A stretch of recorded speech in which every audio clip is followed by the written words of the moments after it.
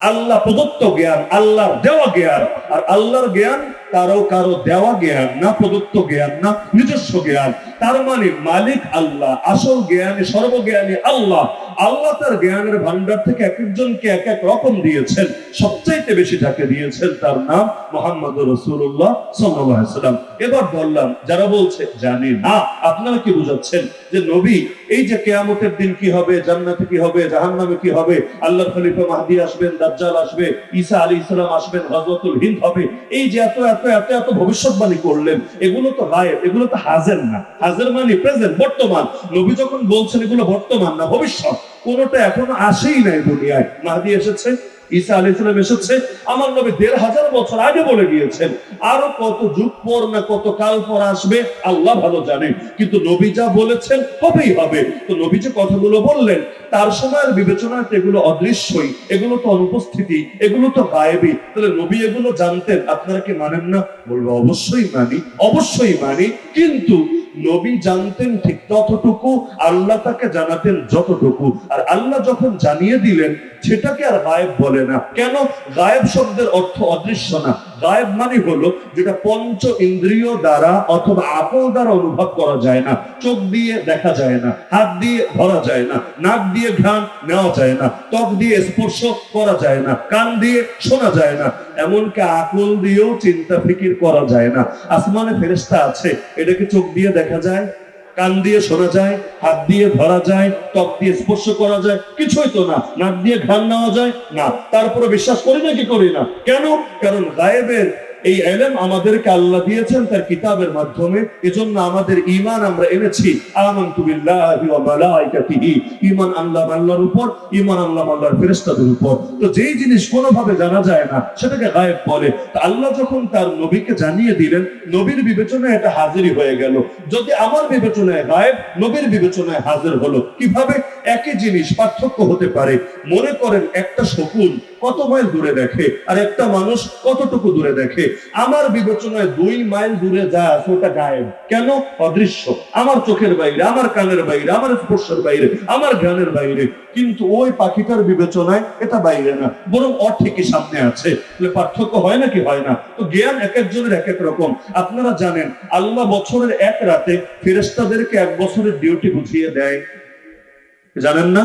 তাহলে আগামী 1 বছর, মনে করেন 9 মাস 10 দিন পরে কি হবে, ওই ফেরেশতাটা এখন জানছে নাকি জানছে না? ফেরেশতা জানছে, আমি কিন্তু জানতে পারছি না।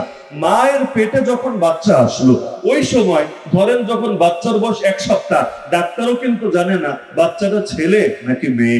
কিন্তু এই বাচ্চার খেদমতে নিয়োজিত সেই ফেরেশতা সে জানে কি না যে এটা ছেলে নাকি মেয়ে। খালি ছেলে মেয়ে না, হাদিসের মধ্যে তেমন আছে যে 5টা জিনিস চূড়ান্ত লিখে দেওয়া হয় সেই পেটে থাকা কালীনই। এর মধ্যে সে তার রিজিক কি হবে, সে সৌভাগ্যবান হবে না হতভাগা হবে, তার মরণ কোথায় হবে, সব ফয়সালা হয়ে গিয়েছে। ইলম আল্লাহ সবাইরে সমান দেন না। আল্লাহ নবীকে অনেক ইলম দিয়েছেন, যা দিয়েছেন সব তো জানেন। কিন্তু আমরা যে বলি জানে না, এর মানে হইল আল্লাহ যা জানান নাই এর বাইরে নবী কিছু জানেন না। তাহলে কি হইলো? ঘুরে ফিরে আমি দেখলাম যেইলাও সেই কতই হলো। যারা বলে জানে না তারা বলছে আল্লাহ যা জানাইছেন তা তো জানেই, এর বাইরে কিছু জানা সম্ভব না। এটা তো স্বাভাবিক। ফেরেশতারাও বলেছে, কোরআনেও আছে, সুবহানাকা লা ইলমা লানা ইল্লা মা আল্লামতানা। হে আল্লাহ যে ইলম শিক্ষা দিয়েছেন তার বাইরে কোনো ইলম নাই। ইলমের দাতা কে? আরে শুধু ইলমের দাতা না, সবকিছুর দাতা। দাতা বলতে কেউ যদি থাকে একজনই আছেন, নাম তার আল্লাহ। আল্লাহ দাতা, সেই দাতা যাকে যতটুকু দান করেছেন এর বাইরে কারো কিচ্ছু নাই, থাকা সম্ভব না। যদি বলে দাতা যা দিয়েছেন তার বাইরেও কিছু থাকতে পারে, তাহলে সেটা দিয়েছে কে? এখানেই তো শিরকের প্রশ্ন আসবে। তাহলে যারা বলছে জানে না, যে ব্যাখ্যা দিচ্ছে, যারা বলে জানে ব্যাখ্যা দেখি একই দিচ্ছে, কিন্তু জাহান্নামের টিকিট কিন্তু ঠিক আগে বিতরণ হয়ে গেছে। আমি আগে ক্লিয়ার করেছি, কেউ যদি 2 ব্যাখ্যার বাইরে 3 নম্বর কোন ব্যাখ্যা আনে ওইটা তার দায়, ওটা আমার দায় না, ওটা আমার উদাহরণের স্বার্থেও জরুরি না। তাহলে অনেক ক্ষেত্রে এমন হয় কিনা দেখেন শাব্দিক মারপিট চলে। আরে বলেন না চলে কিনা? একটা উদাহরণ দিই, নগদ উদাহরণ। যদিও কেউ কেউ কষ্ট পেতে পারেন, তবে হজম ঠিক মতো হলে ব্যথা করবে না, হজম ঠিক মতো না হলে অনেক পেট ব্যথা হবে। মাজার, মাজার বলতে বাংলাদেশে 2 ধরনের জিনিস বোঝায়। এক হলো আল্লাহর ওলিরা যেখানে শুয়ে আছে, মাজার। মাজার মানে কি? যেটাকে জিয়ারত করা হয়। মাজার শব্দের অর্থ অনেকে বোঝে না। মাজার মানে কি? যেটা জিয়ারত করা হয়, কবর জিয়ারত করা হয়। তাহলে বলবেন যে সব কবরের নামে তো মাজার দেওয়া যায়, অলিদের কবরকে আলাদা করে মাজার কেন বলা হয়? এই কারণে বলা হয়, অলিদেরকে মানুষ বেশি ভালোবাসে, তাদের কবর জিয়ারতটা অন্যদের চাইতে বেশি করে। তো সেজদা তো যে কোনো জায়গায় দেওয়া যায়, পবিত্র যে কোনো জায়গায় সেজদা দেওয়া যায় না? মসজিদকে মসজিদ কেন বলা হয়? মসজিদ মানে সেজদার জায়গা। তাহলে আজকে তো মাহফিলেও হয়তো নামাজ হয়েছে, আমি জানি না, হয়তো হয়েছে, তাহলে এই জায়গার নাম দেন মসজিদ, দিবেন তো না। ওই জায়গার নাম, ওই যে একটা ঘর, এই ঘরটার নাম কেন দিলেন মসজিদ? বলা হবে হুজুর ওখানে বেশি বেশি সেজদা দেওয়া হয়, এজন্য ওইটার নাম হয়েছে মসজিদ। এই যে আমরা ক্লাস করছি, এটা ইলমের একটা ক্লাস না? আমি পড়াচ্ছি, আপনি পড়ছেন, তাহলে এটার নাম মাদ্রাসা দিচ্ছি না কেন? কেন? কারণ হলো এখানে বছরে একদিন ক্লাস হচ্ছে, আর ওটার নাম মাদ্রাসা দিয়েছি কেন? প্রতিদিন হার হামেশা ক্লাস হচ্ছে। তাহলে আমার বাপের কবরে মাজার বলা হচ্ছে না, ওলি যেখানে শুয়ে আছে সেটাকে মাজার কেন বলা হচ্ছে? কারণ আমার বাপের কবর খুব বেশি মানুষ জিয়ারত করে না, বছরে কয়জনই করে, কয়দিনই করে, কিন্তু ওলির কবর জিয়ারত করতে মানুষ ব্যাপকভাবে সিরিয়াল লাগিয়ে রাখে, এজন্য সেটাকে মাজার বলে। লেকিন আমাদের বাংলাদেশে দুই রকম মাজার আছে আমার ক্ষুদ্র জ্ঞান অনুসারে। আপনাদের কারো জ্ঞান বেশি হলে আরো কিছু প্রকার জানা থাকতে পারে। কিছু মাজার এমন যেখানে আল্লাহর ওলিরা শুয়ে আছে, কোথাও শাহজালাল রহমাতুল্লাহ আলাইহি শুয়ে আছেন, কোথাও শাহপরান রহমাতুল্লাহ আলাইহি শুয়ে আছেন, কোথাও অন্য কোনো বুজুর্গ শুয়ে আছেন। কিছু মাজার আছে এমন যেখানে কেউ শুয়েই নাই, কিন্তু এমনি একটা বানিয়ে রেখেছে। জানেন না আপনারা? জানেন না আপনারা? পুরাই ভাওতাবাজি, কোন ইতিহাসের সূত্র নাই, এলাকার মানুষও জানে না। বলে হুজুর এই পাগল একটা ছিল, মাঝে মধ্যে গাঞ্জা টাঞ্জা খেত, হঠাৎ করে একটা ঘোষণা দিয়ে দিয়েছে এখানে নাকি অমুক আল্লাহর বান্দা শুয়ে আছে। আর নাম কি? এমন এমন বিশ্রী বিশ্রী নাম, কালকে আমি নিজের চোখে এক জায়গায় দেখেছি। এরকম অদ্ভুত নাম বহুত দেখি, মানে এগুলো আমি রিওয়ায়াত করতে থাকলে আলাদা বই লেখা যাবে। কালকে এক জায়গায় দেখেছি ফকিন্নি শাহ মাজার। এটা আবার কেমন নাম রে ভাই? ফকিন্নি তো গালি। আপনি আপনার মায়ের জীবনে ফকিন্নি বলতে পারবেন? পারবেন না, এটা গালি, খারাপ শব্দ। আবার ফকিন্নি শাহ কেমনে হয়? ফকির শাহ দিলে তাও নয়তো মাথায় ধরতো। রাজবাড়ি আমার মাদ্রাসায় যদি কেউ যান, তাহলে একটা মাজার পাড়ি দিয়ে যেতে হয়, নাম হলো জামাই পাগলা মাজার শরীফ। আরে আল্লাহর পাগল দিতা, রাসূলের পাগল দিতা, একটা যুক্তিতে ধরতো জামাই পাগলা। আমি প্রথম ভাবতাম লেডি আর কি, মানে মহিলা, হয়তো মানে কোনো মহিলা শুয়ে আছে, জামাইরে খুব মহব্বত করতো, এজন্য নাম হয়ে গেছে জামাই পাগলা। তখন আবার ভাবতাম পাগলা না দিয়া পাগলি দিলে না সুন্দর হতো, জামাই পাগলি মাজার শরীফ। পরে দেখলাম না, আসলে ব্যাপারটা এমন নয়, ওই লোকটাও বেটা, পুরুষ, ওই পুরুষের নামই হয়েছে জামাই পাগলা মাজার শরীফ। এরকম দেশে বহুত আছে, তো নামটা বিষয় না, এরকম বহুত আছে যেখানে কারো কোনো অস্তিত্ব নাই, এমনি বানিয়ে রেখেছে। আমাদের সিলেটে এয়ারপোর্টে যান আর যেখানেই যান, সিলেটে ঢুকতেই দেখবেন লেখা আছে 307 আউলিয়ার পুণ্যভূমিতে স্বাগতম। জানেন না? সিলেট যান নাই জীবনে? আর আপনাদের চিটাগাং আজকে ঢোকার সময় দেখেছি 12 আউলিয়ার পুণ্যভূমিতে স্বাগতম, মানে এখানে 12 আউলিয়া, ওখানে 360 আউলিয়া। যে প্রসঙ্গে কথা টানলাম, তার মানে শাহজালাল রহমতুল্লাহ আলীর সঙ্গে আউলিয়া এসেছেন কয়জন? 360। যেহেতু সব জায়গায় লেখা, ঐতিহাসিক ভাবেও সত্য 360। আমি আপনাকে নিজে নিজে, আমারে বেশি না, আপনি 2 সপ্তাহ টাইম দেন, আমি নিজে নিজে আপনাকে হাজারের উপরে মাজার ঘোরাতে পারবো, যার সবগুলা কি লেখা জানেন? শাহজালালের সঙ্গী, শাহজালালের সাথে বাংলাদেশ এসেছে। এখন সবাই জানে এসেছে 360 জন, কিন্তু কবর কয়েক হাজার আছে। বাকিরা কি আসমান ফুটা হয়ে নাজিল হয়েছে, না মাটি ফাঁক হয়ে বের হয়েছে, নাকি মরার পর আবার automatic clone copy clone copy clone copy হতে হতে কবর বেড়ে গিয়েছে? মাথাই ধরে না। আসল ব্যাপার কি আল্লাহ ভালো জানে। এরকম অনেকে ব্যবসা বাণিজ্য করে নাকি করে না? আরে করে নাকি করে না? আল্লাহর ওলিদের মাজার তুমি জিয়ারত করবা, ভালো কথা, সেখানে মসজিদ মাদ্রাসা গড়ে উঠবে, ভালো কথা, সেখানে কোরআনের শিক্ষা দেওয়া হবে, সেখানে মানুষ বিভিন্ন সময় দূর দূরান্ত থেকে গেলেও কোনো মসজিদে গিয়ে ঠিক মতো নামাজ আদায় করবে, বার্ষিক মাহফিল হবে, কোরআনের কথা হবে, এগুলো স্বাভাবিক। কিন্তু এই মাজারের নামে কেউ কেউ ব্যবসা করে সেখানে এমন এমন কাজ করছে, নারী পুরুষ অবাধ মিলামেশা আর নেশা, যে নেশাদ্রব্য বাইরে খেলে পুলিশে ধরে নিয়ে যাবে, সেখানে অবাধে খাওয়া হচ্ছে। সকালে যাবেন তাও দেখবেন, বিকালে যাবেন তাও দেখবেন। যেহেতু আমার বাড়ির পাশেই ওই মাজারগুলো, আমি তো নিজের চোখে দেখছি, সে শৈশব থেকে আজও পর্যন্ত। এবং এবং না তাদের না আছে গোসল, না আছে নামাজ, না আছে রোজা, না আছে হজ, কিচ্ছু নাই, আছে খালি নেশা আর নেশা, গান আর বাদ্যযন্ত্র, মাদক সেবন, আরো যত আকাম কুকাম আছে তা। এমনকি রাত্রিবেলা মহিলাও ভাড়া দেওয়া হয়, আশপাশে হোটেলও গড়ে উঠেছে, এর মধ্যে প্রচুর কুকীর্তি চলতে থাকে। আর কিছু বললে বলে আল্লাহর ওলিদের সঙ্গে বেয়াদবি হচ্ছে। আরে পাগল, ওলিদের সঙ্গে বেয়াদবি হচ্ছে কোনটা? তোরা আকাম করবি, এতে বেয়াদবি হবে না? তো আকামে বাধা দিবে, সেটা বেয়াদবি হবে। আল্লাহর কসম, এর চাইতে বড় ফাইজলামি মার্কা কথা কিছু হয় না। একদল আছে দেশটা আরেক দেশের কাছে বিক্রি করে দিলেও ওদের দেশপ্রেম যায় না। এমন সীসা ঢালা প্রাচীরের দেশপ্রেম রে বাবা, মানে আকাম কুকাম যাই করুক, সেই খাঁটি দেশপ্রেমিক, সেই খাঁটি মুক্তিযুদ্ধের চেতনার অধিকারী। এখন দেশটা বেচে দিলেও তার এতে কোনো সমস্যা হবে না। দুনিয়া মারতে মারতে সফান সফা বানিয়ে ছেড়েছে, হাজার হাজার মানুষের মায়ের বুক খালি করেছে, বাপের চোখ থেকে অশ্রু ঝরিয়েছে। আর কিছু বললেই বলে স্বজন হারানোর বেদনা আমার চাইতে কে বেশি বোঝে। হায় রে, খালি তোমারই স্বজন হারিয়েছে, আর কারো স্বজন হারানোর কিছু মনে হয় না? তোমার চোখ থেকে পানি ঝরে তোমার আপনজনদের স্মরণে। আমরা যখন 1 বছর জেল খেটেছি, আমাদের বাবা আর মায়েরা যখন শোকে পাথর হয়ে হসপিটালে গিয়েছে, তখন কি তাদের বেদনা অন্তর অনুভূত হয় না? নাকি তোমার বেদনা এমন ভারী বেদনা যার সামনে অন্য কোনো বেদনা কোনো পাত্তাই পাবে না? অদ্ভুত ব্যাপার। শিরোনাম একটা লাগিয়ে দিলেই চলে। আল্লাহর ওলিদের সঙ্গে বেয়াদবি কোনটা? আল্লাহর ওলিদের সঙ্গে বেয়াদবি হলো তারা যেই লক্ষ্যে কাজ করেছে তার বিপরীত লক্ষ্যকে তাদের এই কেন্দ্রের উপর চাপিয়ে দেওয়া। শাহজালাল এই দেশে এসেছে ইসলাম জিন্দা করার জন্য, শাহজালাল এই দেশে এসেছে হিন্দুত্ববাদের কবর করার জন্য, শাহজালাল এই দেশে এসেছে রাজা গৌরগোবিন্দকে এবং তার সাম্রাজ্যকে চূর্ণ বিচূর্ণ করার জন্য, শাহজালাল এই দেশে এসেছে মুসলমানদের কোরবানির অধিকার ফিরিয়ে আনার জন্য, শাহজালাল এই দেশে এসেছে মানুষদেরকে দাওয়াত দিয়ে দিয়ে ব্যাপকভাবে আল্লাহর দ্বীন এবং ইসলামে প্রবেশ করানোর জন্য। আজকে যদি কেউ সকাল সন্ধ্যা শাহজালালের নাম বলতে বলতে মুখে ফেনাও তুলে ফেলে, কিন্তু সে জামানার ইয়াজিদদের পাচাতে, জামানার ফেরাউনদের গোলামি করে আর বিভিন্ন রকম অনৈতিকতা, অপকর্ম আর কেলেঙ্কারির মধ্যে জড়িত থাকে, আমি তো মনে করি ওর মুখে শাহজালালের নাম আনলে এর দ্বারাও শাহজালালের মানহানি হতে থাকে। আল্লাহু আকবার, আল্লাহু আকবার, জিন্দাবাদ জিন্দাবাদ জিন্দাবাদ। তাহলে দুটোর মধ্যে অবশ্যই পার্থক্য রাখতে হবে। একটা হলো আল্লাহর কোন ওলির মাজার, সেখানে যদি অপকর্ম চলে এটাকে ঠিক করতে হবে, সংস্কার করতে হবে।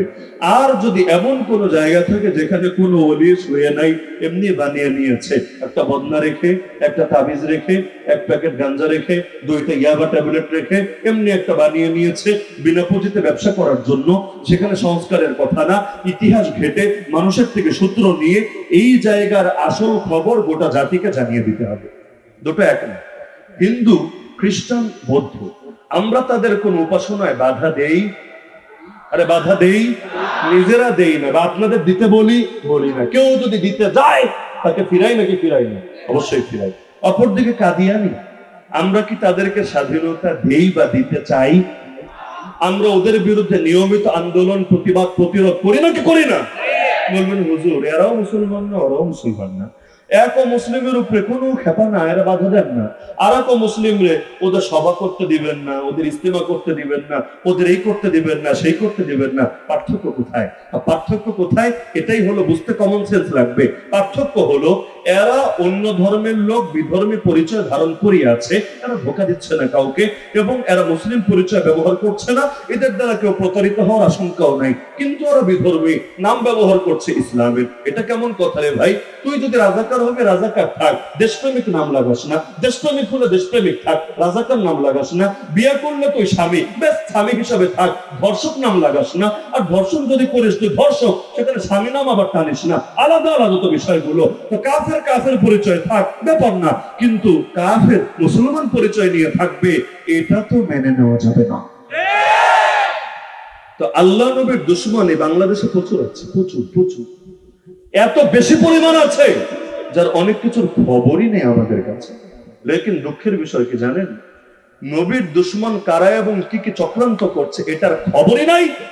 আর যারা নবীর দুশমন না তাদেরকে নবীর দুশমন গালি দিতে দিতে দিতে দিতে মুখের ফেনা শেষ হওয়ারই কোনো খবর। এই বাংলাদেশে সবচাইতে বেশি আমার নবীর শানে দুশমনী করা হচ্ছে কোথায় জানেন? অনেকের খেয়ালও নেই। কিছু তো আছে একেবারে কাঁচা দুশমন, মানে নবীর সামনে বেয়াদবি করে, ওই আসাদ নূরদের মতো আল্লাহ নবীরে গালিগালাজ করে, এমন এমন গালিগালাজ। ওর কপাল ভালো যে কোনো মুসলমানের হাতের নাগালে এখনো পড়ে নাই, না হলে আমার নবীর শানে কোনো আপোষ নাই। মুসলমানের ব্যক্তিগত আমলের ত্রুটি থাকতে পারে, আছে, আমার আছে, আপনার আছে, সবার আছে, লেকিন আল্লাহ এবং তার রাসূলের ব্যাপারে মুসলমান কখনো আপোষ করতে রাজি না। সবাই সবার লাগাম ঠিক রাখুক, সমস্যা হবে না। কিন্তু তোর মুখে যদি লাগাম না থাকে, তুই যদি মুখের স্বাধীনতার নামে যাচ্ছে তাই বলতে থাকিস। আর এই যে গত মাসে দেশটা নতুন ভাবে স্বাধীন হওয়ার পর এক লোক, আমার নাম বলার দরকার নেই, এগুলোর নাম বললে এগুলোর প্রমোট হয়, ব্যাপকভাবে লেখালেখি করেছে যে আসলে দেশের স্বাধীনতা এসেছে কিনা বোঝার জন্য একটা আলামত আছে। কি আলামত? দেখতে হবে এই দেশে স্বাধীনভাবে মুহাম্মদ সাল্লাল্লাহু আলাইহি ওয়াসাল্লামকে গালি দেওয়া যায় কিনা।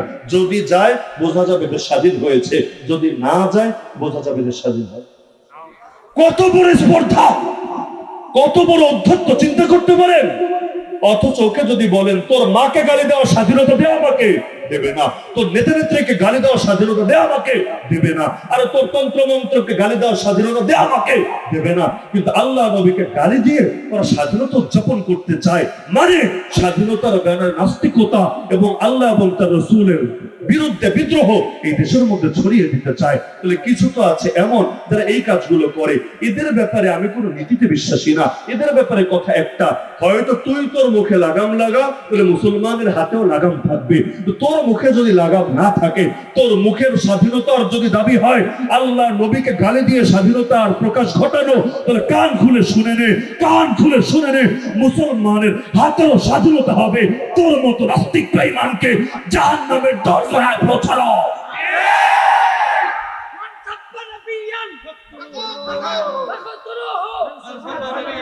কিছু ব্যাপার এমন আছে যেটা ইমানের ব্যাপার, আকীদার ব্যাপার, এগুলো আলাদা করে শাখাগত ফতোয়ার ব্যাপার। গুস্তাখে রাসূল কি এক হি সাজা, সরতম সে জুদা, সরতম সে জুদা। ওদের কপাল ভালো, যারা কারো নাগালে পড়ছে না। নবীর জামানার একটা ঘটনা শুনি। অন্ধ সাহাবী, অন্ধ বুঝেন তো, চোখে দেখেন খুব ভালো, তাই না? অন্ধ মানে কি? চোখে দেখেন না। এক অন্ধ সাহাবী, তার একটা দাসী ছিল। তো অন্ধ মানুষ কিন্তু সর্বদা তার খেদমতের জন্য কারো উপর নির্ভর করতে হয়, ইচ্ছায় বা অনিচ্ছায়, উপায় নেই। সেই দাসীটা তার সব খেদমত আঞ্জাম দিত, ঘরের সব কাজ করত। কিন্তু সেই দাসীটাকে আল্লাহ তাআলা কাব্য প্রতিভা দিয়েছিলেন, সাহিত্যের শক্তি দিয়েছিলেন, ভালো কবিতা লিখতে পারতো, বলতে পারতো। কিন্তু যোগ্যতাটা ভালো কাজে না লাগিয়ে খারাপ কাজে লাগালো। এখন কবিতা বলতে বলতে কবিতা দিয়ে নবীর শানে কটূক্তি করা শুরু করলো। সেই সাহাবীর কানে একদিন আসলো, তিনি সতর্ক করে দিয়ে বললেন, দাসী কান খুলে শুনে নে, আমারে খারাপ কিছু বললে বল, কোনো আপত্তি নাই আমার, কিন্তু খবরদার নবীরে নিয়ে বাঁচে বকিস না, আমি কিন্তু চুপ থাকবো। সে ভেবেছে মনির তো আমার জানপ্রাণ দিয়ে মহব্বত করে, আমি আমার স্বাধীনতার চর্চা করি না, কি করবে? ধমক দিবে, দেখ। 2 দিন কথা বলবে না, না বলুক। ঠিক মতো খেতে দেবে না, না দেখ। নবীরে গালি দিলে মুশরিকদের নেক নজর পাওয়া যাবে, নবীরে গালি দিলে আরো বহু ধান্দা হবে। এই বাংলাদেশে যে নাস্তিক যেগুলো আছে না, এগুলো সবাই যে আদর্শিক নাস্তিক তা না, এর মধ্যে বড় একটা অংশ ধান্দাবাজ। ওরা মুসলমানদের খেপায় কেন জানেন? মুসলমান যখন সবাই মিলে ওর বিরুদ্ধে প্রতিবাদ করবে, ওরে বিভিন্ন হুমকি ধমকি দিবে, ওই আমেরিকাতে গিয়ে দেখাবে, কানাডারে দেখাবে, ফ্রান্সে দেখাবে, ইটালিতে দেখাবে, বিভিন্ন পশ্চিমা বিশ্বরে দেখাবে, দেখ দেখ দেখ আমি গণতন্ত্রের চর্চা করি, বাক স্বাধীনতার চর্চা করি, এজন্য উগ্রবাদী মুসলমানগুলো আমাকে বাঁচতে দিতে চায় না। আপনাদের মনে থাকার কথা, ট্রাম্প যখন আমেরিকার প্রেসিডেন্ট ছিল, বাংলাদেশ থেকে এক লেডি বিধর্মী, সে তার কাছে গিয়ে বিচার দিয়েছিল, আমার ঘর মৌলবাদীরা উগ্রবাদীরা পুড়িয়ে দিয়েছে, জঙ্গিরা আমার সব শেষ করে দিয়েছে। ওর নামও আপনাদের হয়তো অনেকের মনে আছে, নাই নাই। পুরো দেশের মুখে চুনকালি লাগালো, পুরো দেশের ভাবমূর্তিটাকে সে পূর্ণ করে আসলো। কি সুন্দর করে বিচার দিল। পরে সাংবাদিকরা গবেষণা করে বের করলো, এলাকায় গিয়ে সাক্ষাৎকার নিল, পুরাই ভুয়া। নিজের লোক দিয়ে বাড়িতে আগুন লাগিয়েছে মুসলমানরা ফাঁসানোর জন্য, মুসলমানের বিরুদ্ধে বার্তা আমেরিকায় গিয়ে পৌঁছে দেওয়ার জন্য। আস্ত রাষ্ট্রদ্রোহী। দরকার ছিল জেলে থাকবে, জেলে থাকবে কিভাবে? ওদের তো গোড়ায় হট কানেকশন আছে। একটা ঘটনা দেশে অনেকে জানে না, অনেকে বলতে কেউ জানে কিনা আল্লাহ ভালো জানে। বাংলাদেশে অমুসলিমদের মধ্যে ইসলামের প্রচারের যারা মেহনত করেন, এদের মধ্যে অন্যতম ব্যক্তিত্ব মাওলানা জুবায়ের সাহেব। অনেকে চেনেন হয়তো, ঢাকা তার মাদ্রাসা, তো আল্লাহর বান্দা 3 মাস জেল খেটেছিলেন। আমরা তো 1 বছর ছিলাম কারাগারে 2021 সালে যখন গণগ্রেফতারি হয়েছিল আলেমদের। তো গণগ্রেফতারির মধ্যে আমরাও আছি, 1টা বছর কারাগারে থাকতে হয়েছে। মাঝখানে তাদের তাবলীগ জামাতের একটা বড় অংশকে নিয়ে ঢুকিয়ে দেওয়া হয়েছে। আমরা জিজ্ঞেস করলাম কাহিনী কি, আপনাদের ঢুকালো কিসের জন্য? আপনারা তো বোমাও মারেন নাই, গুলিও করেন নাই, মিছিলও করেন নাই, মিটিংও করেন নাই, সমাবেশও করেন নাই, সরকারের হুমকি ধমকিও দেন নাই, আপনাদেরকে কেন ওই করলো? বললো ব্যাপারটা তো আসলে অন্য জায়গায়। তিনি বললেন যে ওই মহিলাটা, কোন মহিলা বুঝছেন? ট্রাম্পের সঙ্গে খাতির ছিল যার, সেখানে গিয়ে বিচার দিয়ে এসেছে যে সে আমাকে একদিন ফোন দিয়েছিল, হুজুর আমাদের লোকদেরকে দাওয়াত দিয়ে দিয়ে বিধর্মী বানাচ্ছেন, মুসলমান বানাচ্ছেন, এই ভণ্ডামি ছাড়েন, সাবধান হয়ে যান, না হলে আমি কিন্তু আপনাকে দেখে নেব। তো যাদের নিজেদের মন নরম তারা দুনিয়ার সবাইরে ভালো মানুষ মনে করে। আল্লাহর ওলিরা অনেক সময় এমন হয় যে নিজে যেমন ভালো সবাইরে মনে করে ভালো। আরবিতে প্রবাদ আছে, আল মারউ ইয়াকিসু আলা নাফসি, মানুষ অন্যকে নিজের উপরে তুলনা করে। এক ইমাম সাহেব রাতের বেলা গিয়েছে উযু করতে, কারণ তাহাজ্জুদ পড়বে। এখন পুষ্কর দেখা যায় আবার মুখে দাড়ি আছে, গায়ে জামা আছে, হুজুর মানুষই তো হবে। চিন্তা করছে আল্লাহ কি এক দুনিয়া আসলাম রে, চোর তো খালি আমি একা না, এই জামানায় দেখি হুজুর রসুরি করে। দুনিয়ার একটা ব্যাপারই যে যেমন সে অন্যরে মনে করে তেমন। তিনি ঝাড়ি শুনেছেন, সিরিয়াস নেন নাই, ভেবেছেন কত ঝাড়ি তো লোকে দেয়, মানে সবসময় গালি খেলে খেলে তাহলে গালিগুলো এটা হালকা হয়ে যায়, কোনো ব্যাপার মনে হয় না। যেমন ধরুন নাঙ্গনি আমি আগে আসি নাই, এটাই জীবনে প্রথম আসলাম, লেকিন জীবনে কত হুমকি ধমকি যে এখান থেকেও পেয়েছি হিসাব নাই। হুজুর রাঙ্গুনি আসলে হ্যাং করেঙ্গা, ত্যাং করেঙ্গা, এই করেঙ্গা, সেই করেঙ্গা। আমি কোনো চিন্তা করতাম রাঙ্গুনি এটা আবার কোথায়, খালি নামটা চিনি। আল্লামা আহমদ শফি রহমতুল্লাহ আলাইহির নিসবতে যে রাঙ্গুনিয়া চট্টগ্রামের একটা থানা, নামটা জানি, কিন্তু এটা ডাইনে না বামে, সামনে না পিছনে, উত্তরে না দক্ষিণে, কিছু আমি জানি না। চিন্তা করতাম থাক বেচারা যদি হুমকি দিয়ে শান্তি পায় থাকুক না। এমনকি আমি এসেও শুনিয়েছি গতকাল পর্যন্ত আমাকে হুমকি দেওয়া হয়েছে, হুজুর যাচ্ছেন সাবধানে, আপনার বিরুদ্ধে নীল নকশা এবং ষড়যন্ত্র চক্রান্ত করা হচ্ছে, সাবধানে থাকেন। আমার শুনে ভালোই লাগলো, কারণ নিয়মিত হুমকি পেতে পেতে পান্তাভাত হয়ে গিয়েছে। তো এখন আসলাম, ইনশাআল্লাহ কিছুক্ষণ পর চলেও যাব, আর কপালে যা আছে তাই তো হবে। তো তিনি বলেন হুমকি শুনেছি, সিরিয়াস নেই নাই, এখন জেলে আসার পর একিন হয়েছে আসলে জেলে এই দেশের কারো ইশারায় আসি নাই, জায়গা মতো প্রেসক্রিপশন এসেছে, তার বরকতে এখানে ঢুকতে হয়েছে। বলছিলাম যে আল্লাহ রসুলের শান এই দেশ সবচাইতে বেশি বেয়াদবি হয় কোন জায়গায়? সবচাইতে বেশি বেয়াদবি গালি দিয়ে হয় না। কেন? কারণ গালি দেওয়ার সাহস সবাই করে না। গালি দেয় যারা, এদের মধ্যে বড় একটা অংশ দেয় পশ্চিমা বিশ্বের সুবিধা পাওয়ার জন্য। কারণ গালি দিলে মুসলমান হুমকি দিবে, ওদেরকে দেখায় বলবে অ্যাসাইলাম চাই, তোমাদের দেশে আমরা নিরাপদে থাকতে চাই, রিফিউজি হিসাবে থাকতে চাই। তো ওরা নিয়ে যাবে দেশে, 5 বছর কষ্ট করে থাকবে, গ্রিন কার্ড একটা পেয়ে ওদের দুনিয়ার জান্নাতের টিকিট পেয়ে বাকি জীবন সুখে শান্তিতে কাটাবে। এটা হলো ওদের ধান্দা আর কি। লেকিন এই দেশে সবচাইতে বেশি বেয়াদবি হয় একদিকে নবীকে ভালোবাসার দাবি করে অনেকেই, এই দাবিটা বাংলাদেশে অনেক অমুসলিমও করে, এই দাবিটা বাংলাদেশে অনেক গাঞ্জাখোরও করে, এই দাবিটা বাংলাদেশে এমন বহু লোক যারা সুন্নাত দূরের কথা ফরজও নাই ঈমানও নাই এমন বহুত লোক করে। লেকিন তারা আল্লাহ নবীর আদর্শ যদি সমাজে প্রচারের কথা বলা হয়, প্রসারের কথা বলা হয়, নবীর আদর্শ জিন্দা করার কথা বলা হয়, তখনই তেলে বেগুনে জ্বলে ওঠে। আপনাদের মনে থাকার কথা, অথবা ভুলে গেলেও ব্যাপার না, বাংলাদেশে যে কোনো এক সরকার, নাম আমি বলবো না, নির্বাচনে আসার আগে বলেছিল আমরা ক্ষমতায় আসলে মদিনা সনদ দিয়ে দেশ চলবে। অনেকে শুনে খুশি হয়েছিল, যাক আলহামদুলিল্লাহ, এরকম ওয়াদা তো ইতিহাসে কেউ দেয় নাই। মক্কার সনদ না, মদিনা সনদ দিয়ে দেশ চলবে, আর কি লাগে জীবনে। এবার তো বাংলাদেশটা এক টুকরা মদিনায় মনে হয় পরিণত হবে। কিন্তু দীর্ঘকাল পর্যন্ত পর্যবেক্ষণ করে দেখেছে সনদ তো ঠিকই আছে, তবে সেটা মদিনার সনদ না, সেটা অন্য আরেকটা দেশের সনদে ঠিকই দেশটা চলেছে। অনেক ক্ষেত্রে এমন হয়, মুখ দিয়ে বলে নবীকে ভালোবাসি, নবীর জন্য জান দিতে রাজি, আরেকদিকে যদি বলা হয় নবীর আদর্শ সমাজে জিন্দা কর, তখনই তেলে বেগুনে জ্বলে ওঠে। অথচ আল্লাহর কসম করে বলবো, আল্লাহর কসম করে বলবো, আল্লাহর কসম করে বলবো, আমার রাসূল যেহেতু রাহমাতুল লিল আলামিন, রাহমাতুল লিল আলামিন, সুতরাং যতদিন পর্যন্ত আমার রাসূলের আদর্শ সমাজে জিন্দা না হবে ততদিন পর্যন্ত পৃথিবীতে সুখ আসবে না, শান্তি আসবে না, রহমত আসবে না, বরকত আসবে না। কারণ রহমতের আর বরকতের মালিক একমাত্র আল্লাহ ছাড়া দ্বিতীয় কেউ না। আর আল্লাহর হুকুম, নবীর তরিকা, এটাই হলো মুসলমানের শক্তি। লা ইলাহা ইল্লাল্লাহ, আল্লাহর হুকুম মানি, মুহাম্মদুর রাসূলুল্লাহ সাল্লাল্লাহু আলাইহি ওয়াসাল্লাম রাসূলের তরিকা মানি। ট্রেন যেমন দুই চাকার উপর চলে, চাকা একটা না থাকলে চলতে পারবে না, আমরাও দুই চাকা। কারণ একদিকে আল্লাহ থেকে হুকুম নিচ্ছে, আল্লাহ বলছেন বান্দা নামাজ পড়। কেমনে নামাজ পড়বো আল্লাহ? তুমি তো শিখাইলে না বিস্তারিত। আমি কিভাবে তাকবীর দিব, কিভাবে সালাম ফিরাবো, মাঝখানে কয় রাকাত পড়বো, কেমনে পড়বো, কোন উক্তে করবো, কিছু শিখাইলে না। নবী বলবো উম্মত পেরেশান হোস না, সল্লু কামা রাআইতুমুনি উসাল্লি, আমারে দেখ কেমনে নামাজ পড়ি, ব্যাস এমনি পড়, আয়াতের উপর আমল হয়ে যাবে। আল্লাহ বললেন সামর্থ্য থাকলে হজ ফরজ। আরে কেমনে হজ করবো আল্লাহ? আরাফায় কবে যাব, মিনায় কবে যাব, কখন মাথা টাক করবো, তোয়াফে কয়টা করে চক্কর খাবো, আরো যত বিস্তারিত বিধান। আল্লাহ কিছুই বললো না, খালি বললো সামর্থ্য থাকলে হজ ফরজ। ওয়ালিল্লাহি আলান নাসি হিজ্জুল বাইতি মান ইসতাতা ইলাইহি সাবিলা। আল্লাহ তরিকা কি হবে? নবী বলল উম্মত টেনশন নিস না, খুযু আন্নী মানাসিকাকুম, আমার থেকে শিখে নে কিভাবে তোদের হজের বিধানের উপর আমল করতে হবে। তা আল্লাহ চাইলেন সমাজ সুন্দর হোক, সকলে সুখে শান্তিতে থাকুক। কারণ ইসলাম এসেছে খালি আখিরাত গড়তে না, ইসলাম এসেছে আগে দুনিয়া গড়তে, পরে আখিরাত গড়তে।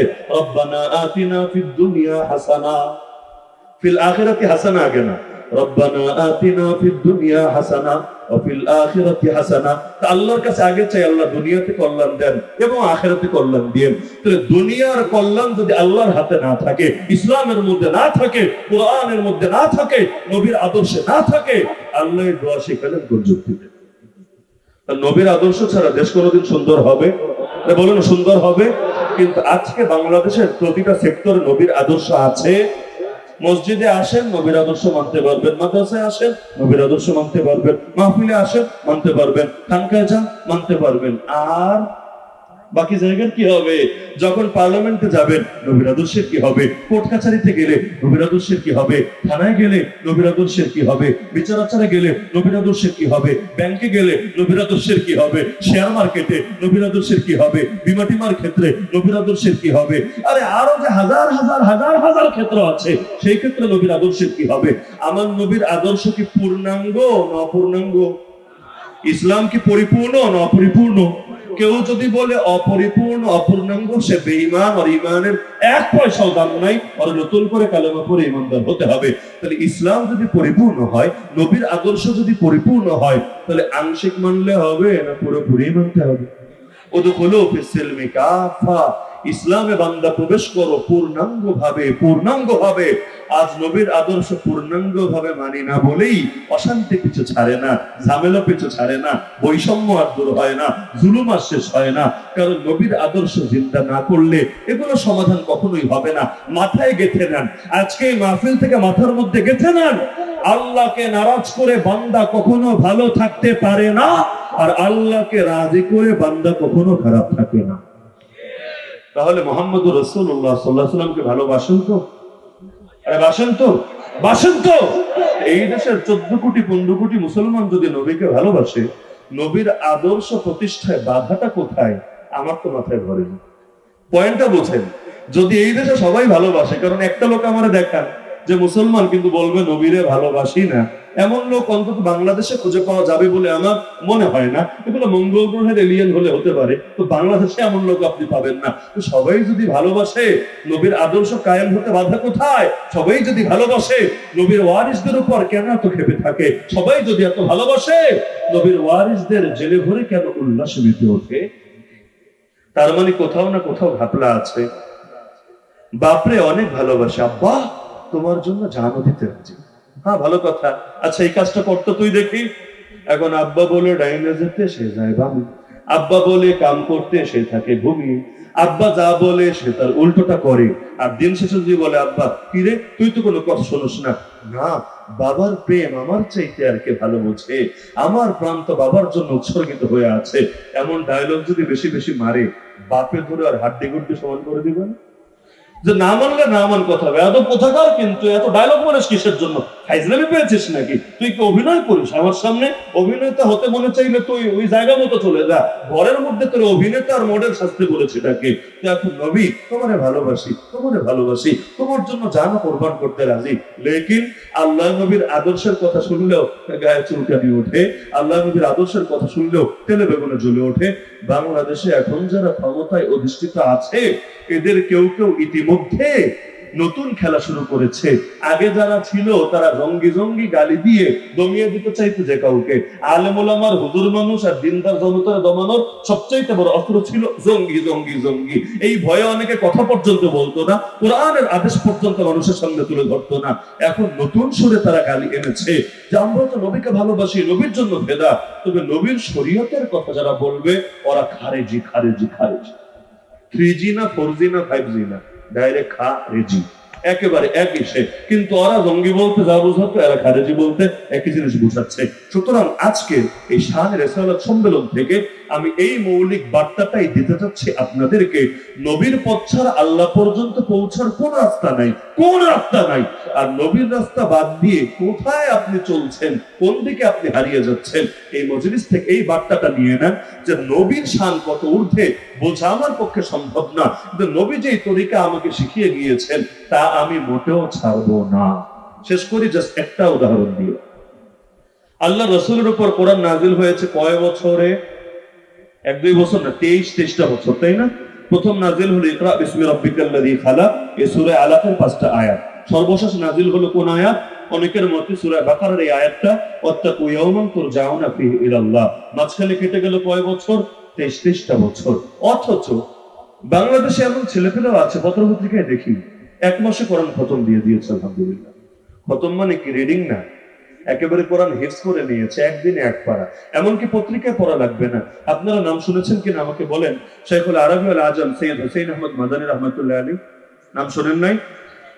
তিনি এবং তার শায়েখ শাইখুল হিন্দ মাহমুদ হাসান দেওবন্দি রাহমাতুল্লাহ আলাইহি দুইজন জেলে। তো আমাদের জেলের মতন একেবারে নির্বাসনে, সেই মালটার দ্বীপের মধ্যে। তো তার শায়েখ বুড়া হয়ে গিয়েছেন, শায়েখকে মূলত ধরেছে ব্রিটিশ বাহিনী, আর তারে ধরে নাই, তিনি নিজের থেকে ধরা দিয়েছেন। এই বুড়া বয়সে শায়েখ একা থাকবেন কিভাবে? শায়েখের খেদমতের জন্য। তো এর মধ্যে রমাদান মাস চলে আসলো। তো শাইখুল হিন্দ রাহমাতুল্লাহ আলাইহি সারা জীবন রমজানে, যতদিন দেওবন্দে ছিলেন বা অন্যান্য জায়গায় ছিলেন, সারা জীবন রমজানে খতম তারাবি পড়েছেন। এখন মাল্টার দ্বীপে নির্বাসিত, এখন খতম তারাবি কিভাবে পড়বেন? হাফিজ সাহেব কই পাবেন? কিভাবে কি হবে? তার মনে একটা কষ্ট, একটা আফসোস, একটা দুঃখ। হুসাইন আহমদ মাদানী রাহমাতুল্লাহ আলাইহি টের পেলেন। তিনি বললেন, হযরত আপনি যদি অনুমতি দেন আমি ইনশাআল্লাহ এই বছর খতম তারাবি পড়াবো। তিনি আরো দ্বিগুণ অবাক। আরে বেটা, তুই তো হাফিজ না, তুই কেমনে খতম তারাবি পড়াবি? সূরা তারাবি হলে একটা কথা, খতম তারাবি কেমনে পড়াবি? তুইও হাফিজ না, আমিও হাফিজ না, সমান সমান, খতম তারাবি কিভাবে হবে? তিনি বললেন, হযরত যদিও হাফেজ না, আপনি দোয়া করেন ইনশাআল্লাহ হাফেজ হয়ে যাবে। তো রমাদান আসলো। এখন প্রতিদিন আল্লাহর বান্দা 1 পারা করে নামাজে পড়ায়, তো যেটা পড়াবে সারাদিন বসে বসে জপে, ইয়াদ করে, হিফজ করে। তো সারাদিন বসে বসে হিফজ করে, রাতের বেলায় তারাবিতে 1 পারা খতম করে, পরের দিন আরেক পারা হিফজ করে, ওটা খতম করে, পরের দিন আরেক পারা হিফজ করে, ওটা খতম করে। দেখতে দেখতে রমাদানও শেষ, হুসাইন আহমদ মাদানীর হাফেজ হওয়া শেষ। তাহলে যেই কোরআন এত সহজে আমাদের বাচ্চারা সিনার মধ্যে নিয়ে নিচ্ছে, ওই কোরআন নবীর উপর নাজিল হলো 23টা বছরে, তাও কখনো 1 আয়াত 2 আয়াত, কখনো 1 সূরা, কখনো অল্প কিছু অংশ। যখনই নাজিল হতো, আম্মা জান আয়েশা রাদিয়াল্লাহু আনহা হাদিস আছে, আরো বহু হাদিস আছে, যখনই নাজিল হতো প্রচন্ড ঠান্ডার দিন হলেও আল্লাহর নবী ঘামতে শুরু করে দিতেন। উটের পিঠে থাকলেও তার শরীর এতটা ভারী হয়ে যেত, উট পর্যন্ত লোড সামলাতে পারতো না, জমিনের উপর বসে পড়তো। এমনকি একবার এমন হয়েছে, একজনের উরুর উপর তিনি মাথা রেখে ঘুমাচ্ছিলেন, যখন ওহী আসতে শুরু করলো এমন অবস্থা হলো, তিনি বলেন যেন আমার পায়ের উপর আস্ত পাহাড় রাখা হয়েছে, আমি সহ্য করতে পারছিলাম না। এই যে কষ্টগুলো হচ্ছিল, সহিহ বুখারীর প্রথম অধ্যায়ে আপনারা হাদিসগুলো পাবেন যে এর মধ্যে কোন প্রকার ওহীতে বেশি কষ্ট হতো, কোন প্রকার ওহীতে কম কষ্ট হতো, একেবারে প্রথম পৃষ্ঠায় বুখারী শরীফের আপনারা পেয়ে যাবেন। আবার লাগলো 23টা বছর। এমনকি আল্লাহ নিজে বললেন সূরা মুজাম্মিলে, ইন্না সানুলকি আলাইকা কাওলান সাকিলা, নিশ্চয়ই আমি আপনার উপর বড় ভারী এক কোরআন, এক বাণী অবতীর্ণ করব। কত ভারী? সূরা হাশরে আল্লাহ বলেছেন এত ভারী, লাউ আনজালনা হাযাল কুরআন আলা জাবাল লারাআইতাহু খাশিআন মুতাসাদ্দিআন মিন খাশিয়াতিল্লাহ।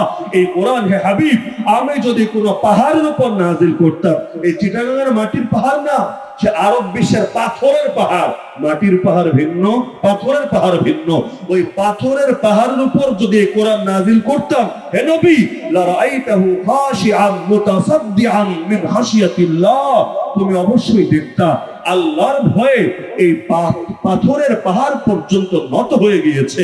খালি নত না, লোড নিতে না পেরে ভেঙে চূর্ণ বিচূর্ণ হয়ে গিয়েছে।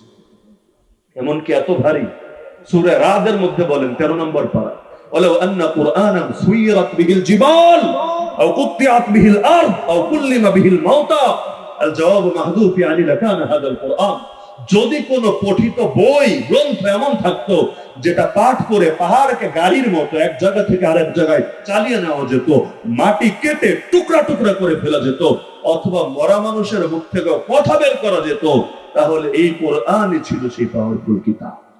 তাহলে এত ভারী এক কিতাব নবীর উপরে নাজিল হতে এত কষ্ট লাগলো, এত সময় লাগলো। আর আমার আপনার বাচ্চারা কেউ 15 দিনে, কেউ 30 দিনে, কেউ 3 মাসে, কেউ 6 মাসে, সর্বোচ্চ বেশি লাগলে 2-3 বছরে পুরোটা লোড নিয়ে নিচ্ছে। আর 5-6 বছর সময় দিলে পুরোটার এলেম, তাফসীর, একেবারে অর্থ সব শিখে ফেলছে। কিভাবে রে ভাই, এত সহজ কিভাবে হয়ে গেল? আর এত সহজ হলে নবীর এত কষ্ট কিভাবে হলো? একটা প্রশ্ন আসে নাকি আসে না? প্রশ্ন আসে, একটা কৌতূহল বা আগ্রহ জাগে নাকি জাগে না? জাস্ট একটা উদাহরণ দিলে বুঝবেন। আকাশে সূর্য ওঠে, আকাশে চাঁদ ওঠে, দুটোই আপনারা দেখেন। চাঁদ সারা রাত দেখতে পারবেন, চোখে কোনো ক্লান্তি লাগবে না। এই চাঁদ দেখে দেখে কত কবি কবিতা লিখলো, কত সাহিত্যিক সাহিত্যকর্ম রচনা করলো, কত প্রেমিক মনের সব কষ্ট দূর করে ফেললো।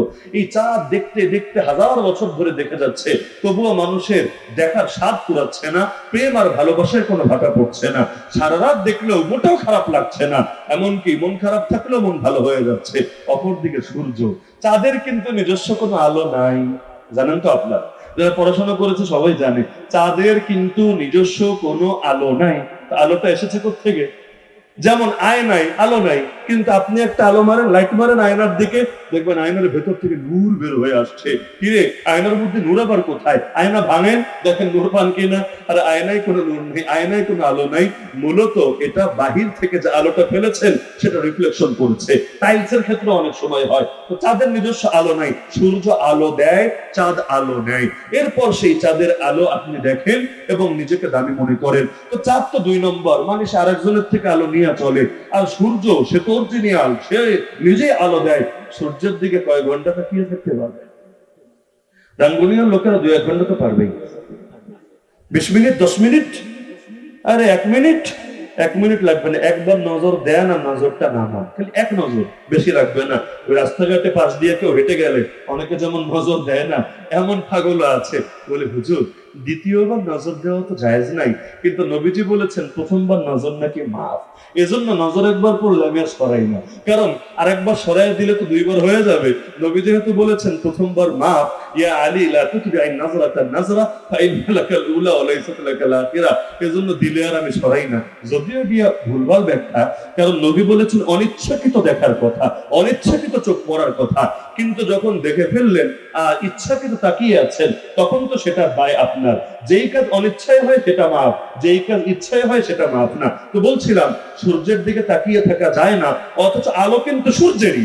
এই আলোয় যখন চাঁদ নেয়, শুধু তাকিয়ে থাকা যায় না, তাকিয়ে থাকলে মন ভরে যায়। কেন? এটাকে ইলমি ভাষায় বলে সূর্যের আলো হলো জালালি, চাঁদের আলো হলো জামালি। জালাল আর জামাল কি জিনিস সেটা বোঝাতে চাইলে রাত শেষ হবে, বয়ানও শেষ হবে না, রেখে দেন এটা। সূর্যের আলো জালালি, চাঁদের আলো জামালি। তা আল্লাহ যখন কোরআন নাজিল করলেন, আরে বাস্তব কথা, যদি আমাদের সবার উপরেও কোরআন দেওয়া হতো, আমাদের সবার কেন, পাথরের পাহাড়ের উপরে দেওয়া হতো, কারো সাধ্য ছিল না কোরআনের লোড নেবে, ভেঙে চূর্ণ বিচূর্ণ হয়ে যেত, মাটির সাথে অস্তিত্ব মিশে যেত। কিন্তু যখন এই আলোটা এসে ডাইরেক্ট পড়লো আমার রসুলের উপরে, আর আমার রসুল সেই আলোটা গ্রহণ করলেন, এরপর তিনি হয়ে গেলেন কোরআনের ভাষায় সিরাজাম মুনীরা, তিনি হলেন কমারাম মুনীরা, তিনি চাঁদ হয়ে আলো নিলেন। নেওয়ার পরে মুনীর মানে হলো তিনি এটাকে বিস্তৃত করে দিলেন, আলোটাকে ছড়িয়ে দিলেন। আমার নবী আলো নিলেন, আলো নেওয়ার পরে তিনি ছড়িয়ে দিলেন। এখন 7 বছরের বাচ্চাও এটা সিনে ধারণ করতে পারে, এমনকি কোলে আছে যেই বাচ্চা, 1-2 আয়াত শিখালে সেও ওখানে বসে বসেও শিখে ফেলতে পারে। কত সহজ হয়ে গেল। তো গোটা ইসলামের উপর চলাটা যদি আমার আপনার সঙ্গে ডাইরেক্ট সংযোগ থাকতো, আমাদের জন্য লোড নেওয়াও হয়তো কঠিন হতো। এই সাহাবায়ে কেরাম দেখেন না, ঈমান আনতে দেরি, রক্ত ঝরাতে দেরি না, ঈমান আনতে দেরি, ঈমানের পরীক্ষা দিতে দেরি না, কি পরিমাণ কষ্ট তাদেরকে করতে হয়েছে। আমার মাঝে মধ্যে ভয় হয়, আল্লাহ বড় হেফাজত করেছেন। আমরা যদি ওরকম পরীক্ষার যুগে থাকতাম, আদৌ মুসলমান থাকতে পারতাম কিনা এটা নিয়েই তো বড় সন্দেহ জাগে। পরীক্ষা আসে ইমান অনুপাতে, আমাদের ইমানও কম, পরীক্ষাও আসে কম, তাও আসলে সহ্য করতে পারি না। কয়জন সহ্য করতে পারে? ঘরে আগুন লাগলে, অথবা সন্তান মরলে, অথবা কোনো বিপদে পড়লে, আল্লাহ না করুন, নিয়ম তো হলো সবর করবে, আল্লাহর কাছে সাহায্য চাইবে। কিন্তু এমন বহুত লোক আছে, একদিকে হারিয়েছে সন্তান আর একদিকে হারায় ইমান। কি বলে জানেন? আল্লাহ তুমি কি আর কাউরে পাইলা না, আমার কোলডারি খালি করা লাগলো। নাউজুবিল্লাহ, এটা কি কথা? মানে কি আল্লাহ ভুল করে ফেলেছে? আল্লাহর যা উচিত ছিল না তা করে ফেলেছে? আরে পাগলি, এই কথা হাজারবার বললেও তোর সন্তান ফিরে আসবে না। একদিকে সন্তান হারিয়েছিস তো হারিয়েছিস, আর একদিকে ইমান যা ছিল সেটারও বরবাদ করেছিস। তাহলে এই হলো আমাদের হাল। তো উদাহরণটা কেন টানলাম? যে নবীর বরকতে আল্লাহ ইসলামটা আমাদের জন্য একেবারে পানি ভাত করে দিয়েছেন, সহজ করে দিয়েছেন। আর দিন ইউসরুন, বুখারীর হাদিস, দিন একদম সহজ। এই সহজ দিনটা যদি না মানেন, সহজ দিন বাদ দিয়ে আসে ব্রিটিশের তরিকা, আব্রাহাম লিঙ্কনের তরিকা, কাফের মুশরিকদের তরিকা, এগুলো দিয়েই যদি নিজের উল্টে ফেলতে চান, তাহলে দিনকে দিনই যাবে, সময়কে সময়ই যাবে, সুখ আর নসিবে জুটবে না। এজন্য এই মাহফিল থেকে আমি এই বার্তাটা দিয়ে যাই, আল্লাহর ওয়াস্তে, আল্লাহর ওয়াস্তে, আল্লাহর ওয়াস্তে। এই যে কি মাস চলছে এখন, জানে না কি মাস? রবিউল আউয়াল মাস। আলহামদুলিল্লাহ, এই রবিউল আউয়াল মাসে প্রত্যেকে, আমি 3টা সবক দিই আপনাদের। 1 নম্বরে, প্রত্যেকে হিম্মত করেন, প্রত্যেকে, যে এই মাস শেষ হওয়ার আগে আল্লাহ নবীজির জীবনীর উপরে লেখা যে কোনো একটা বিশুদ্ধ বই পড়ে শেষ করবো ইনশাআল্লাহ। একটা বই বলেছে, 10টা বলিনি। ইচ্ছা থাকলে উপায় হয়। নবীর জীবনের উপর লেখা একটা সুন্দর বই, সময় বেশি থাকলে একটু বড় সাইজের বই, সময় কম থাকলে একটু ছোট সাইজের বই, কিন্তু নবীর জীবনের উপর লেখা যে কোনো একটা বই শুরু থেকে শেষ পড়ে শেষ করব ইনশাআল্লাহ। যারা পড়াশোনা পারেন না, অথবা বেশি বিজি থাকেন, পড়ার টাইম পান না, আপনারা দ্বিতীয় নিয়তটা করেন যে যদি পড়তে নাও পারি একান্ত, আমরা এই মাসে 2টা কাজের একটা কাজ করব। হয়তো আমরা এখন অনলাইনের যুগ, সবার হাতে হাতে মোবাইল, বাসায় বাসায় মোবাইল, যে আমরা আল্লাহ নবীর জীবনের উপর সুন্দর আলোচনা, গ্রহণযোগ্য বিশুদ্ধ আলোচনা, এগুলো আমরা শুরু থেকে শেষ পুরোটা শুনবো ইনশাআল্লাহ। পারবেন না? যদি এমন আলোচনা খুঁজে না পান বা আপনার শোনার ধৈর্য না হয়, তাহলে আপনি আর বিকল্প উদ্যোগ নেন, সারাদিন কাজকাম করে প্রতিটা দিন, খুব বেশি না 1 ঘন্টা, না পারলে 40-45 মিনিট, না পারলে আধা ঘন্টা, তাও না পারলে 15-20 মিনিট, আমরা 2 ভাই 3 ভাই 10 ভাই একসাথে বসবো, বসে আল্লাহ নবীর জীবনের উপরে কোনো একটা লেখা আমরা সুন্দর করে মনোযোগ দিয়ে পড়বো, আমলের নিয়ত শুনবো, এক কথা সহজ ভাষায় তালিম করব নবীর কোনো একটা জীবনী। পারবো না ইনশাআল্লাহ? পারবো না ইনশাআল্লাহ? আর শেষ পরামর্শটা দিয়ে আমাদের যুবক ভাইদের জন্য, বিশেষ করে যে যুবকরা আজকের এই মাহফিলটা আয়োজন করেছেন, রবিউল আউয়াল মাত্র শুরু হলো, বলতে গেলে পুরো মাসটাই এখন বাকি আছে। আমি অনুরোধ রাখি আপনাদের কাছে, আপনারা ব্যাপক গণজাগরণ এবং গণসচেতনতা তৈরি করার জন্য কুইজের আয়োজন করেন। কুইজ বুঝেন না? স্কুল কলেজে যারা পড়েছেন বোঝার তো কথা, কুইজ বুঝেন না? এই কুইজটা হবে বাংলাদেশ কবে স্বাধীন হয়েছে, বাংলাদেশের আব্বার নাম কি, আম্মার নাম কি, এগুলোর উপরে না, বরঞ্চ এই কুইজটা হবে আল্লাহ নবীর জীবনের উপরে। আল্লাহ নবীর জীবনী থেকে বিভিন্ন প্রশ্ন করা হবে এবং এই প্রশ্নের জবাব সবাই যাতে দিতে পারে, এর জন্য কোনো একটা বই আপনারা বিতরণ করে দেবেন, অথবা টাকার বিনিময়ে বিক্রি করেন, যেভাবে পারেন, যাতে ব্যাপকভাবে ছেলেপেলেরা পড়ে এবং মাসটা শেষ হওয়ার পরে আগামী মাসেও পারেন, অথবা আগামী বছরের মাহফিলও পারেন। যারা কুইজ প্রতিযোগিতায় বিজয়ী হবে, যদি অনেকে বিজয়ী হয়, লটারি দিয়ে আপনারা 1, 2, 3 এগুলো নির্ধারণ করবেন, আগামী বছরের মাহফিল হোক অথবা নেক্সট মাসে যে কোনো একটা ঘরোয়া আয়োজন, ছোট পরিসরের আয়োজনের মাধ্যমে হোক, সবার সামনে এই ছেলেদেরকে পুরস্কৃত করবেন, যাতে করে তাদেরকে দেখার অন্যরা উৎসাহিত হয়, আগামীতে আরো ব্যাপকভাবে আল্লাহ নবীর জীবনীর সমাজে চর্চা করা যায়। পারবেন না ইনশাআল্লাহ? এটা হলো জানার ভাব, জানা। না জানলে মানবেন কিভাবে? আগে তো জানতে হবে। তো নবীর সিরাত সমাজে ছড়িয়ে দিতে হবে। 1-2টা গল্প জানলেই হবে না রে ভাই, অমুক দিন জন্ম, অমুক সময় এটা, তমুক সময় এটা, শুধু 1-2টা গল্প জানলে হবে না। নবীর জীবন থেকে সব শিখতে হবে। পরিবার, সমাজ, রাষ্ট্র, রাজনীতি, অর্থনীতি, বিচার আচার, আইন কানুন, শিক্ষা দীক্ষা, সভ্যতা, সংস্কৃতি, একেবারে মাথার চুল থেকে পায়ের নখ, জীবনের শুরু থেকে জীবনের মরণ, সবগুলো আদর্শ নবীর জীবন থেকে খুঁজে খুঁজে বের করতে হবে, এরপর সমাজে বাস্তবায়ন করতে হবে। এর জন্য আগে জানতে হবে, পরে মানতে হবে। আমি কি খুব কষ্ট দিয়ে ফেললাম আপনাদের? এই কাজটা করলে ভালো হবে না ইনশাআল্লাহ? এর জন্য মৌসুমি আবেগী হয়েন না। মৌসুমি আবেগী বুঝেন? সারা বছর নামাজ নাই, লাইলাতুল কদরে ঘুম নাই, অন্য সময় ফজরও নাই, জোহরও নাই, কোনো ওয়াক্ত নাই, আর সবে কদরে সুবহানাল্লাহ সারা রাত ভোগ নাই, সারা বছর কোনো খবর নাই। আবার দেখা যায় 12 রবিউল আউয়াল এসেছে, ওই দিন নবী প্রেমের কোনো কমতি নাই, বাকি টাইম নবীর প্রেমেরও খবর নাই, বাকি টাইম নবীর শরীয়তেরও খবর নাই, আমলেরও খবর নাই। আমরা ইনশাআল্লাহ সারা বছর নবীর মহব্বত ব্যবহার করব। 14 ফেব্রুয়ারি বিশ্ব ভ্যালেন্টাইন্স ডে, বিশ্ব ভালোবাসা দিবস, বিশ্ব ভাইয়া দিবস, জানেন না আপনারা? 14 ফেব্রুয়ারি আপনারা পালন করেন? আরে করেন, ভালো মানুষ এই দিন পালন করে। কেন? কারণ বলে হুজুর আমাদের ভালোবাসতে দিবস লাগে না, আমরা বছরের 365 দিন আমাদের হালাল স্ত্রীকে ভালোবাসি। আর এই সমস্ত দিবস লাগে কাদের জানেন? যারা সারা বছর ঘরে তো খবরই নাই, বিয়ে শাদিও এখনো করে নাই, উল্টাপাল্টা করে চলে, একটা দিন যদি একটু ছুটি ফুটি নিয়ে দিবস টিবস পালন করা যায়, রমনা পার্কে আড্ডাতে আরেকটু ভালো জমে, ওদের জন্য মূলত এই দিবস টিবস লাগে। তাহলে আমাদের জন্য প্রতিটা দিনে দিবস, মনে রাখবেন, আমাদের জন্য প্রতিটা দিনই দিবস। প্রতিটা দিন, একদিন যাতে এমন না কাটে যেদিন নবীর শানে দুরূদ পড়ি নাই, খবরদার। একদিন যাতে এমন না কাটে যেদিন নবীর শানে দুরূদ পড়ি নাই। নবীর শানে যত দুরূদ পড়বেন ইনশাআল্লাহ, ইনশাআল্লাহ, ইনশাআল্লাহ দুনিয়ার সমস্যা থেকে আল্লাহ হেফাজত করবেন, নবীজিকে স্বপ্ন যুগে দেখার তৌফিক দিবেন, দুনিয়ার মধ্যে নবীর রওজায় আসার জিয়ারতের তৌফিক দিবেন, কিয়ামতের দিন নবীর হাতে হাউজে কাউসারের পানি পান করার তৌফিক দিবেন। এমনকি শাউলিউল্লাহ মুহাদ্দিস দেহলভীর বাবা শাহ আব্দুর রহিম মুহাদ্দিস দেহলভী রাহমাতুল্লাহ আলাইহি আল কাউলুল জামিল কিতাব এর মধ্যে আছে যে শাউলিউল্লাহ লিখছেন, আমার বাবা আব্দুর রহিম আমাকে বলেছে যে শোনো বাবা, আমাদের খানদানে আল্লাহ যত কামালা, যত বুজুর্গি, যত নেয়ামত দিয়েছে, আমি মনে করি দুরূদ শরীফের বরকতে দিয়েছে। সুতরাং বাবা অন্য জিকির যদি গুনে গুনেও করো, দুরূদ শরীফ গুনে গুনে করো না। দুরূদ পড়বা অনেক বেশি, আল্লাহ দিতেও দিবেন অনেক বেশি। নবীর নাম নিবেন আর দুরূদ আর দুরূদ আর দুরূদ আর দুরূদ পড়তেই থাকবেন। এটাই মহব্বতের দাবি, এটাই নবীর ভালোবাসার দাবি। আল্লাহ আমাদের সবাইকে নবীর ভালোবাসা অন্তরে ধারণ করে সেই ভালোবাসার পরিচয় সমাজে বাস্তবায়নের তৌফিক দান করুন। আল্লাহ তাআলা এই মাহফিলকে কবুল করুন।